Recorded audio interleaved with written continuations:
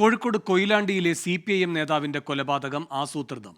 മുൻകൂട്ടി തയ്യാറാക്കിയ പദ്ധതി പ്രകാരമാണ് PV സത്യനാഥിനെ കൊലപ്പെടുത്തിയത് എന്ന പ്രതിയുടെ മൊഴി പുറത്തുവന്നു. പാർട്ടിയിൽ അവഗണന സഹിക്കാതായപ്പോഴാണ് കൊലപാതകം നടത്തിയത് എന്നും പ്രതി അഭിലാഷ് പോലീസിനോട് പറഞ്ഞു. ഗൾഫിൽ നിന്നും വാങ്ങിയ കത്തിയാണ് കൊലപാതകത്തിന് ഉപയോഗിച്ചത്. കൊലപാതകത്തിന് ശേഷം കത്തി അടുത്ത പറമ്പിലേക്ക് വലിച്ചെറിഞ്ഞുവെന്നും അഭിലാഷ് മൊഴി നൽകി. അഭിജിത്ത് മുഴക്കുന്ന് കോഴിക്കോട് നിന്ന് കൂടുതൽ വിവരങ്ങളുമായി ചേരുന്നു. അഭിലാഷ്, എൻ്റെ മൊഴിയുടെ എന്തൊക്കെ വിശദാംശങ്ങളാണ് പുറത്തു വരുന്നത്? അഭിജിത്ത്.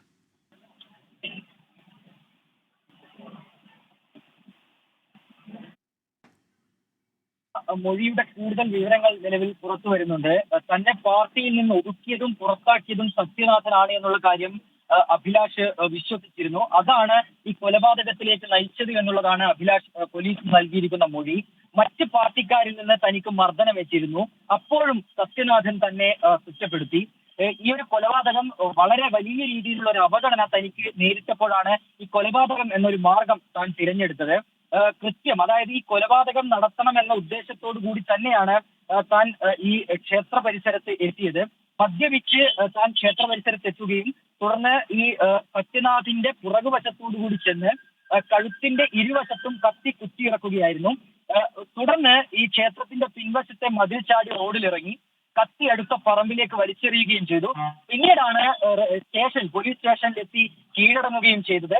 ഒപ്പം തന്നെ ഈ ആയുധത്തെ കുറിച്ചും അഭിലാഷ് പോലീസിന് നൽകിയ മൊഴിയിൽ വ്യക്തമാക്കുന്നു. അതായത് താൻ വിദേശത്തായിരുന്ന സമയത്ത് വാങ്ങിയ ആയുധം, അതായത് വാൾ ഉപയോഗിച്ചാണ് ഈ കൊലപാതകം നടത്തിയത്.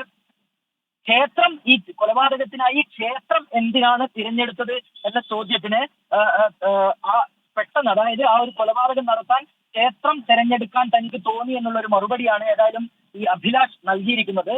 ഈ റിമാൻഡ് റിപ്പോർട്ടിന്റെ കൂടുതൽ വിവരങ്ങളാണ് നിലവിൽ പുറത്തു വന്നിരിക്കുന്നത്. ഏതായാലും പ്രതിക്കായുള്ള കസ്റ്റഡി അപേക്ഷ തിങ്കളാഴ്ച, അതായത് മറ്റന്നാൾ പോലീസ് കോടതിക്ക് മുമ്പാകെ നൽകും എന്നുള്ളതാണ് നിലവിൽ നമുക്ക് ലഭിച്ചിരിക്കുന്ന വിവരം. വേണു.